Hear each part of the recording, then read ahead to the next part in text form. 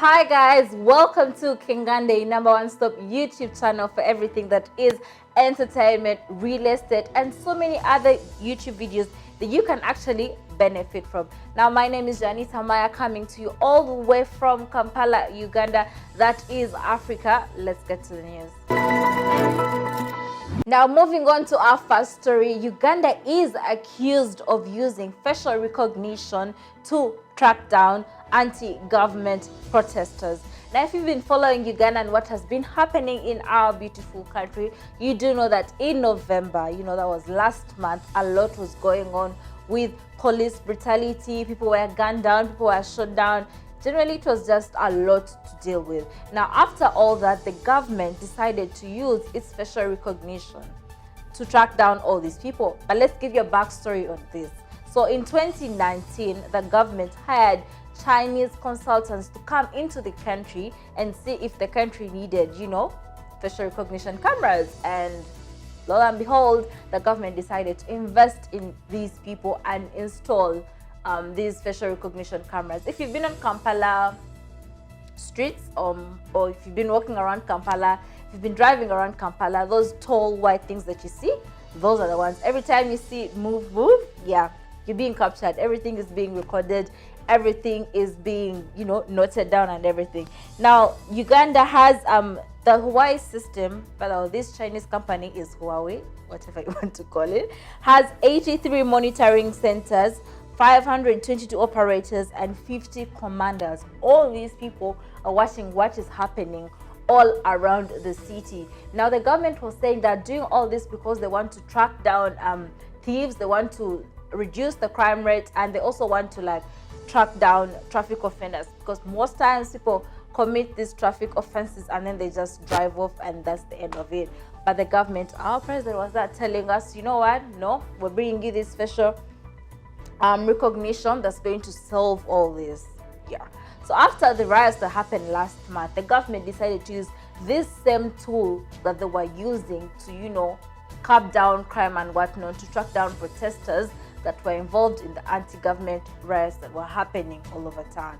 But people are not so happy with this, because they're saying this is taking away their right and are being hunted and tracked down like animals. Because if you look at the cameras and see, let's say there's a short guy, light skin.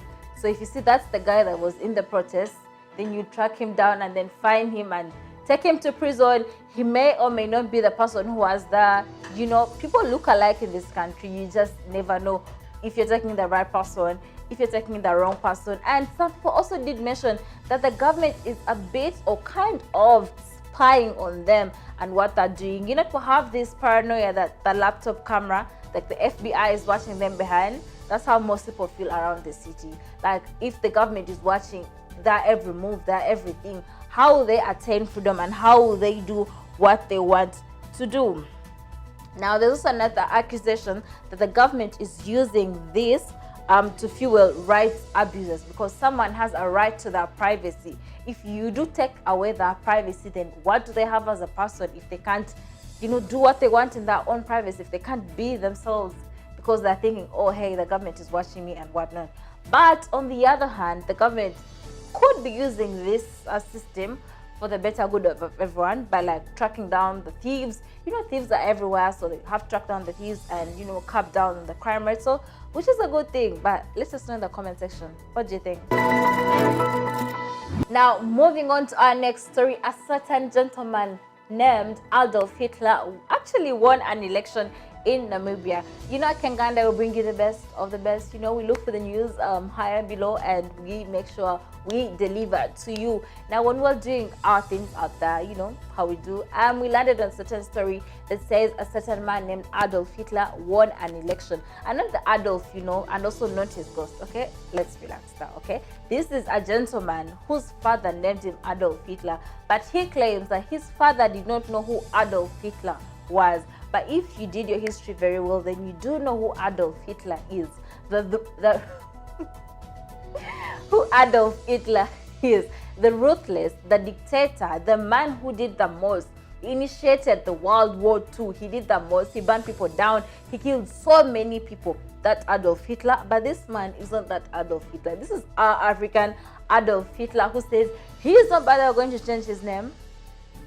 He is going to keep his name and continue rocking the Adolf Hitler. He says his wife calls him Adolf Hitler, so he's going to stick to the name, and he does not go with the ideology of the Nazi or Adolf Hitler. He's his own man who thinks with his own head, who wants to do good for his people. Now, it's a bit weird because most times when you name your child, you kind of want them to have a name of a famous or prestigious person, because the name of a child can do a lot to them. Maybe it can determine their destiny. Will they be great?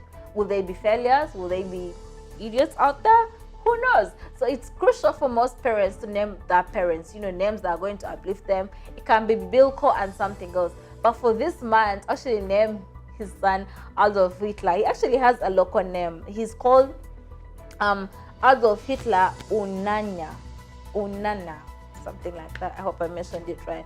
But he says he does not do anything Adolf Hitler related. He just has a name, and he says people shouldn't judge him according to his name. He just wants to do good. Now, if you know Namibia was colonized by the Germans, and Adolf Hitler was a German, so it kind of rhymed for the dad maybe to name his child after the person who colonized them.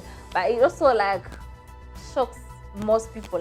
Why would you name your child the name of a dictator, someone who caused so much harm to so many people that's still healing from it? Now, that's all I had for today. Tell us what you think in the comment section. While you're doing that, please subscribe to our YouTube channel. It makes no sense for you to come without subscribing, so please do subscribe. Follow us on all our social media pages. That is Kenganda Nation on Facebook and Kenganda on Instagram. I'm your host, Janita. Till next time.